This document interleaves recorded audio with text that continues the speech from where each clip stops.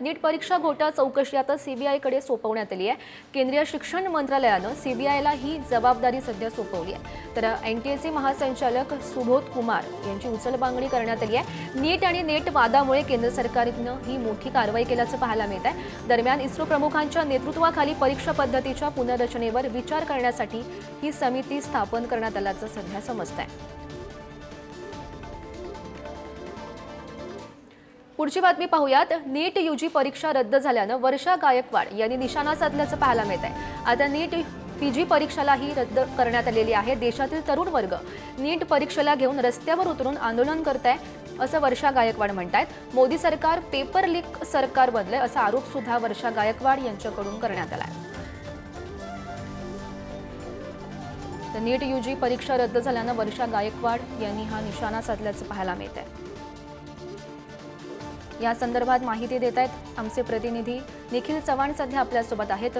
निखिल, आपण पाहतोय वर्षा गायकवाड यांनी हे आरोप केलेले आहेत।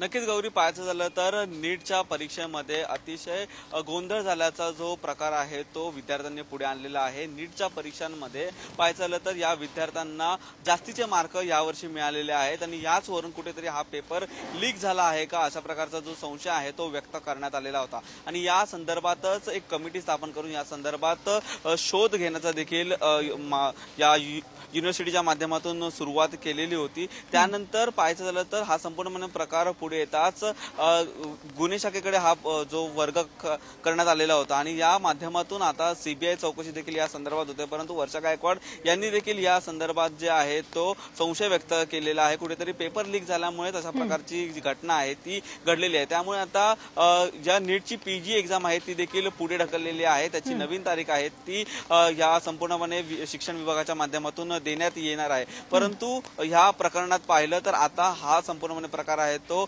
सीबीआय कडे आहे आणि सीबीआयच्या माध्यमातून या संदर्भात जी चौकशी आहे ती आता स्थापन करण्यात येणार आहे, चौकशी करण्यात येणार आहे। या प्रकरणात पाहिलं तर गुन्हे शाखेकडे विषय असताना 6 जणांना या ठिकाणी ताब्यात देखील घेण्यात आलेलं होतं। त्यांच्याकडून विद्यार्थ्यांकडून आधी पुढच्या तारखेचे चेक आहेत ते मिळालेले होते। राजकीय पडसाद नेमके काय उमटतात हे पाहणं सुद्धा महत्त्वाचं ठरेल।